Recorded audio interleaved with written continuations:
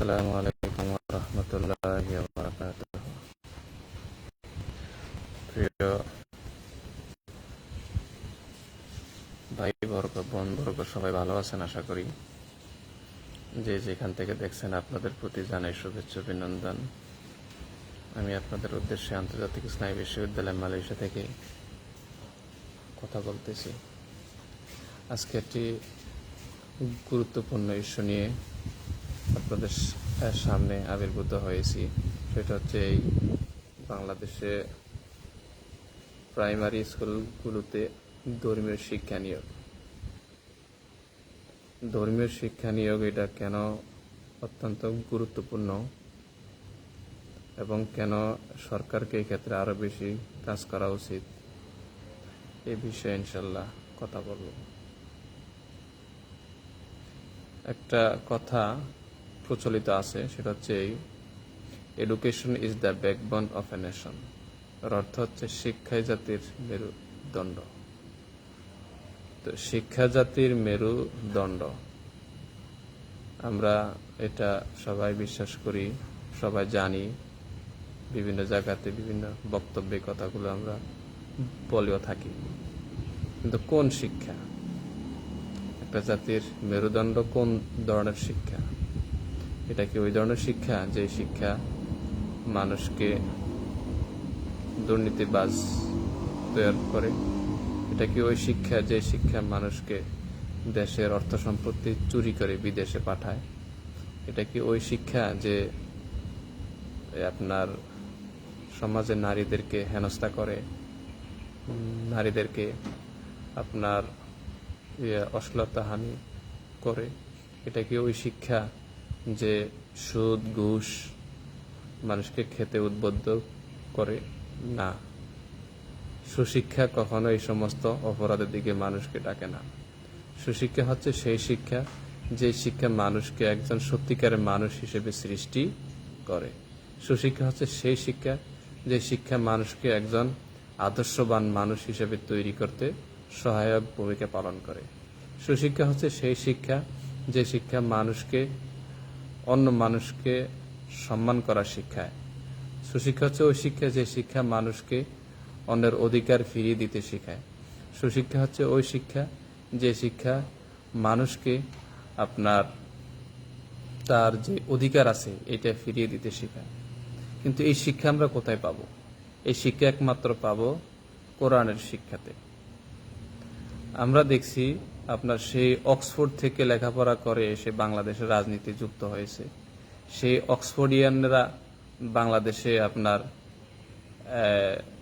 ফেসিবাদ কায়েমে অগ্রণী ভূমিকা পালন করছে। অক্সফোর্ড থেকে পাশ করা অসংখ্য লোক সরকারে ছিল, মন্ত্রী ছিল এবং স্পিকারও ছিল পার্লামেন্টের। তাহলে সে অক্সফোর্ড থেকে পাশ করে এসে তারা আপনার 2000 মানুষ হত্যা করা হয়েছে, তাদের সহযোগী ছিল। তো অতএব শিক্ষা শুধু অর্জন করলেই হবে না, এটা দেখতে হবে কোন ধরনের শিক্ষা। সব ধরনের শিক্ষাই কিন্তু জাতির মেরুদণ্ড না। ওই শিক্ষাই একটা জাতির মেরুদণ্ড, যেটা হচ্ছে সুশিক্ষা। আর এই সুশিক্ষা দেয় কোথায়? এই সুশিক্ষা দেয় কোরআনে, এই সুশিক্ষা দেয় ইসলামে। তো আমরা প্রতিনিয়ত দেখতে পাচ্ছি যে আমাদের সমাজটা পর্যায়ক্রমে খারাপের দিকে চলে যাচ্ছে। আমাদের জেনারেশন, আমাদের বর্তমানে যে জেনারেশন বেড়ে উঠছে, এরা অধিকাংশই বিভিন্ন ধরনের অপকর্মের সাথে জড়িয়ে যাচ্ছে। ইচ্ছায় হোক অনিচ্ছায় হোক, অথবা সমাজের পাড়া প্রতিবেশী আপনার ইনফ্লুয়েন্সে হোক, প্রভাবে হোক, তারা খারাপ হতে বাধ্য। আমাদের তরুণ প্রজন্ম আজকে বিপদগামী হয়ে যাচ্ছে। এর কারণ হচ্ছে একটাই, যে তারা সুশিক্ষা পাচ্ছে না। একটা শিশু যখন আপনার স্কুলে গিয়ে ভর্তি হয়, তখন তাকে শেখানো হয় না যে আল্লাহ কি, ইসলাম কি। তখন তাকে শেখানো হয় না যে সুদ খাওয়া হারাম, হালাল খেতে হবে, অথবা আপনার মিথ্যা কথা বলা যাবে না, এটা পাপ। তারপরে 5 ওয়াক্ত নামাজ পড়তে হবে, আপনার সঠিক পথে চলতে হবে, সত্য কথা বলতে হবে, এগুলো শেখানো হয় না। তো যে সমস্ত পাঠ্যপুস্তকগুলো এই প্রাইমারি স্কুলে দেওয়া হয় ওখানে কোনো ইসলাম শিক্ষা নেই। যা আছে আপনার জাগতিক কিছু বিষয় আছে যেগুলো আসলে একজন শিশুকে আপনার নৈতিক মানুষ হিসেবে গড়ে উঠতে সহায়ক ভূমিকা পালন করে না। তো আমরা দুনিয়াবী শিক্ষার বিরুদ্ধে না, আমরা চাই দুনিয়াবী শিক্ষার পাশাপাশি আমাদের ছেলেমেয়েরা যাতে করে আপনার ইসলামী জ্ঞানও তারা অর্জন করার সুযোগ পায়। কারণ ইসলামের দৃষ্টিতে দুনিয়াতে যত ধরনের জ্ঞান আছে, যত ধরনের এলেম আছে, নলেজ আছে, সমস্ত নলেজের উৎস হচ্ছে আল্লাহ সুবহানাহু ওয়া তাআলা। মহান আল্লাহ থেকেই সমস্ত জ্ঞানের সৃষ্টি। বর্তমানে আমরা পৃথিবীতে যত ধরনের জ্ঞান, যত ধরনের নলেজ দেখতে পাচ্ছি, সমস্ত নলেজের উৎস হচ্ছে একমাত্র আল্লাহ সুবহানাহু ওয়া তাআলা। আল্লাহ রাব্বুল আলামিন আমাদেরকে শুধু কোরআনের টেক্সট, হাদিসের টেক্সটই পড়তে বলেন নাই। এর বাহিরে যে সমস্ত নলেজগুলো মানুষের যুগ যুগ ধরে, বছর পর বছর, হাজার বছর ধরে, শত বছর ধরে যে সমস্ত নলেজগুলো মানুষ ডেভেলপ করছে কলমের মাধ্যমে, লিখার মাধ্যমে, গবেষণার মাধ্যমে, ওগুলো আমাদেরকে পড়তে হবে। কারণ ওগুলা আমরা যদি না পড়ি তাহলে কোরআন আমাদের কাছে দুর্বোধ্য হয়ে যাবে। কোরআনকে সঠিকভাবে বুঝবার জন্য আমাদেরকে ওই ধরনের জ্ঞানও অর্জন করতে হবে। কারণ কোরআন শুধু এক ধরনের জ্ঞানই দিয়ে থাকে না, কোরআন হচ্ছে সমস্ত জ্ঞানের আপনার প্রিন্সিপাল বুকস। মানে কোরআন সকল ধরনের জ্ঞানের প্রিন্সিপালকে ধারণ করে থাকে, মৌলিক শিক্ষা আপনার কোরআন দিয়ে থাকে। তো কোরআনের পরিপূর্ণ জ্ঞান অর্জন করতে হলে আমাদেরকে সকল ধরনের জ্ঞানের আমাদের প্রাথমিক ধারণা থাকতে হবে। তাহলে আমরা কোরআনকে পরিপূর্ণভাবে বোঝার, হৃদয়ঙ্গম করার আমরা সুযোগ পাব। তো যেই কথাটা বলতেছিলাম সেটা হচ্ছে এই যে আমাদের শিশু, আমাদের বাংলাদেশে মনে করেন কি বলবো, প্রায় কয়েক লাখ প্রাইমারি স্কুল আছে। তো শুধু প্রাইমারি স্কুল না, প্রাইমারি স্কুলের পাশাপাশি হচ্ছে কি হাই স্কুল। তো এখন এই যে প্রাইমারি স্কুল, হাই স্কুল, এই স্কুলগুলোতে যে সমস্ত শিক্ষার্থীরা লেখাপড়া করে এরা আসলে কাদের সন্তান? এরা কি ভারত থেকে আসে, হিন্দুস্তান থেকে আসে? এরা কি মনে করেন হিন্দু সম্প্রদায়ের সন্তান?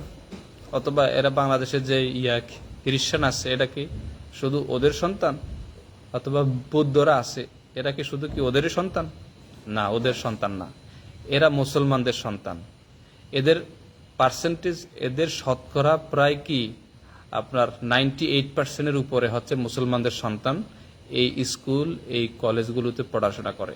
প্রাইমারি স্কুল থেকে শুরু করে হাই স্কুল, কলেজ, এই সমস্ত প্রতিষ্ঠানে আপনার প্রায় 95 বলি অথবা কি 98 বলি শতাংশ শিক্ষার্থী হচ্ছে মুসলমানদের ছেলে মেয়েরা, মুসলমানদের ছেলে সন্তান।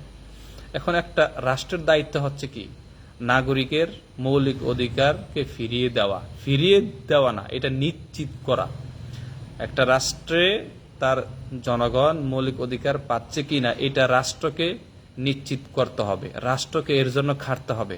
রাষ্ট্র হচ্ছে জনগণের সেবক, জনগণের চাকর, জনগণকে সেবা দিবে। এই জন্য রাষ্ট্র সৃষ্টি হয়েছে। রাষ্ট্র সৃষ্টি হয়েছে জনগণের কল্যাণের জন্য, জনগণের উন্নতির জন্য, জনগণের আপনার জনগণ যাতে করে একটা সুস্থ জীবন পায়, সুস্থ আপনার লাইফ স্টাইল পায়, এই জন্য রাষ্ট্র সৃষ্টি হয়েছে। রাষ্ট্র এই জন্য সৃষ্টি হয় না জনগণকে দমন করতে হবে, রাষ্ট্র এই জন্য সৃষ্টি হয় না জনগণকে আপনার কোণঠাসা করে রাখতে হবে।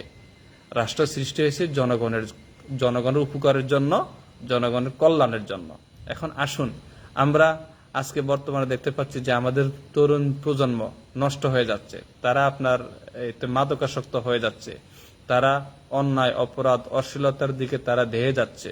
তাদের প্রত্যেকের হাতে এখন কিন্তু আর কি অ্যান্ড্রয়েড মোবাইল এসে গেছে। এর মাধ্যমে তারা বিভিন্ন ধরনের খারাপ কাজ তারা শিখতেছে এবং এগুলো তারা বাস্তব জীবনে তারা প্র্যাকটিস করার চেষ্টা করতেছে।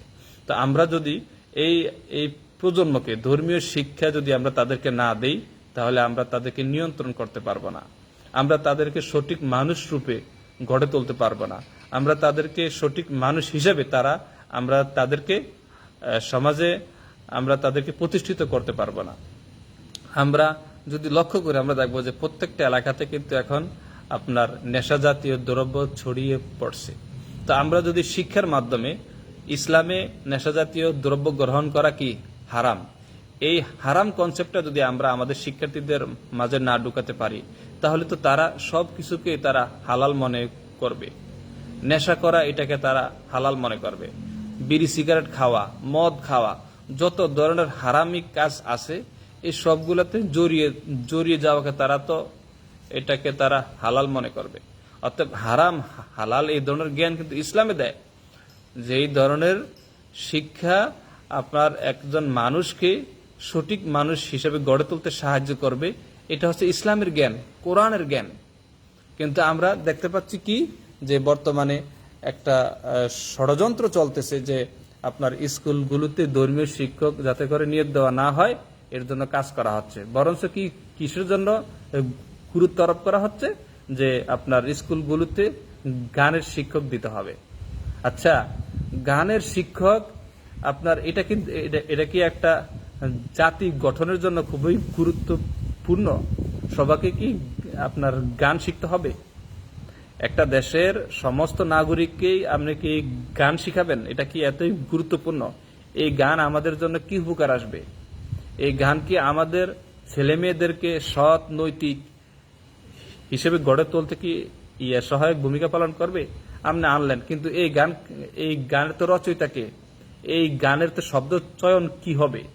এই গানের ভিতরে আপনার যেটা মেসেজ দেওয়া হবে, এই মেসেজটা কি থাকবে?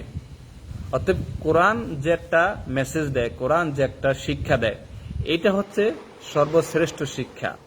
এটা পৃথিবীটা যত বছর আপনার পৃথিবীটা যতকাল স্টেবল থাকবে ততকাল আপনার এই কোরআনের শিক্ষাটার এটা কি আছে, এটার একটা আপনার কার্যকারিতা আছে। কিন্তু গান থেকে আপনি কিন্তু অতটা উপকার পাবেন না। তো গান তো সবার জন্য না, গান হচ্ছে কিছু নির্দিষ্ট মানুষের জন্য যারা আগ্রহী, গান শিখতে আগ্রহী, অথবা তারা এইভাবে তাদের ক্যারিয়ারকে ডেভেলপ করতে চায়। তো গান তো আপনি সবার উপরে ইম্পোজ করতে পারবেন না।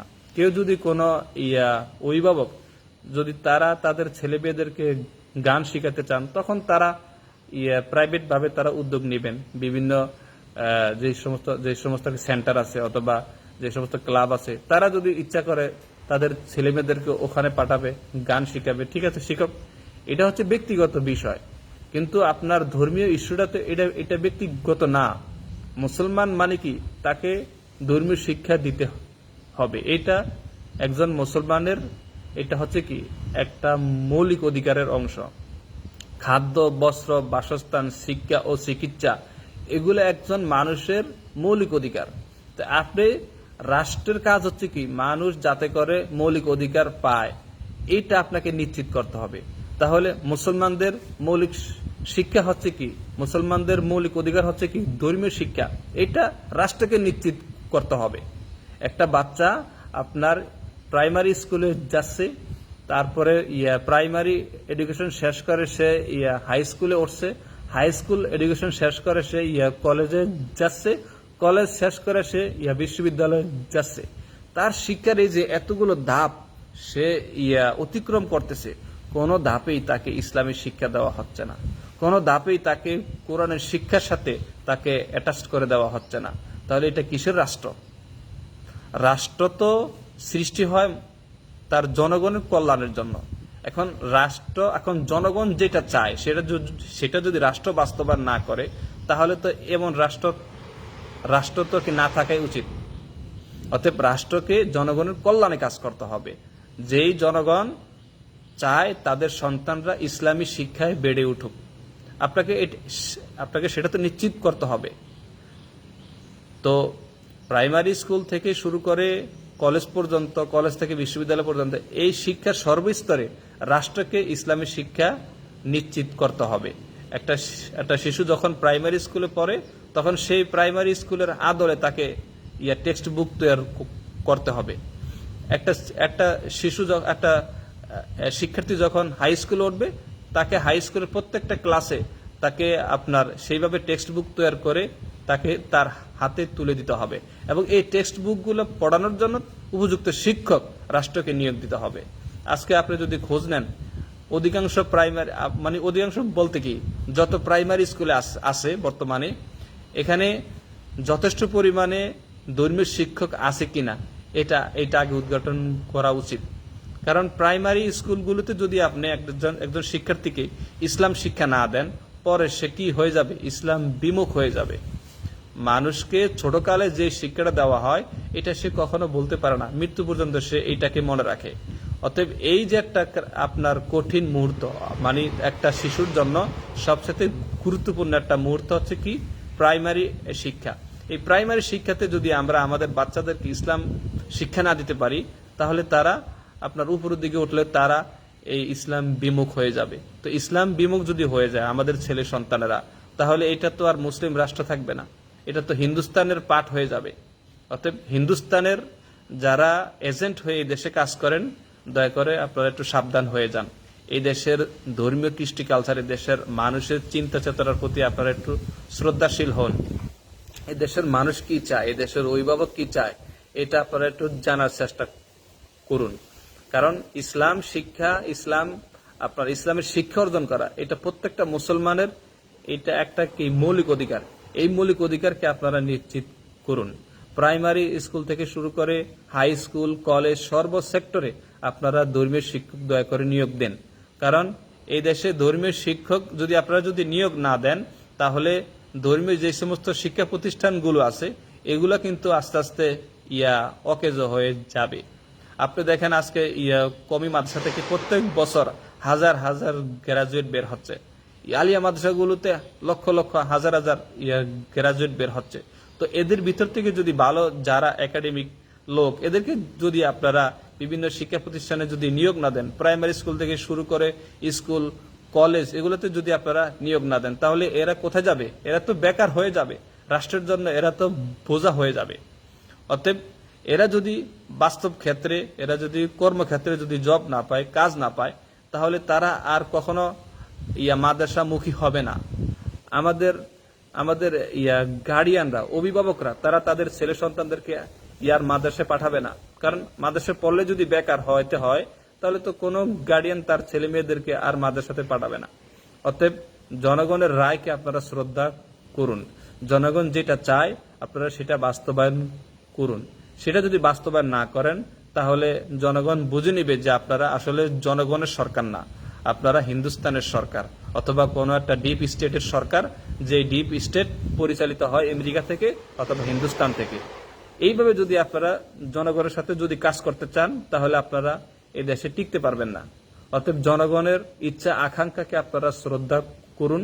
তারা যেভাবে চায় আপনারা সেইভাবে কাজ করুন। প্রতিটি প্রাইমারি স্কুল থেকে শুরু করে হাই স্কুল, কলেজ, সর্ব সেক্টরে ইসলামী শিক্ষার জন্য ধর্মীয় শিক্ষক নিয়োগ দেন।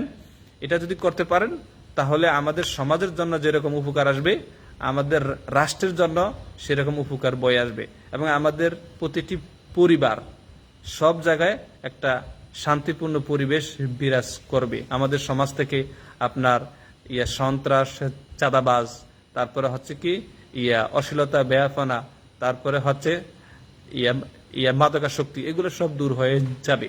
আপনারা আগে ইসলামের শিক্ষাটা নিশ্চিত করুন আমাদের ছেলে মেয়েদের জন্য, আমাদের ছোটদের জন্য, আমাদের এই প্রজন্মদের জন্য। তাহলে এরাই কি করবে? আপনাদের জন্য সুন্দর একটা সমাজ এরাই সৃষ্টি করতে পারবে, এরাই আপনাদের জন্য সুন্দর একটা রাষ্ট্র ব্যবস্থা তৈরি করতে পারবে। অতএব আপনারা এদিকে একটু মনোযোগী হন। ক্ষমতা পেয়েছেন, ক্ষমতাকে আপনারা কিন্তু অপব্যবহার করবেন না। অপব্যবহার করলে জনগণ আবার জেগে উঠবে, আবার আপনাদেরকে পার্শ্ববর্তী দেশে গিয়ে হয়তো বা আশ্রয় নিতে হবে। অতএব এমন স্টেপ নেবেন না যেটা জনগণের বিরুদ্ধে যায়। এমন স্টেপ নেন যেটা জনগণ চায়। এই দেশের অধিকাংশ জনগণ যেটা চায় আপনারা দয়া করে সেটাই করুন। এই বলে সবার কাছ থেকে বিদায় নিচ্ছি। আসসালামু আলাইকুম ওয়া রাহমাতুল্লাহি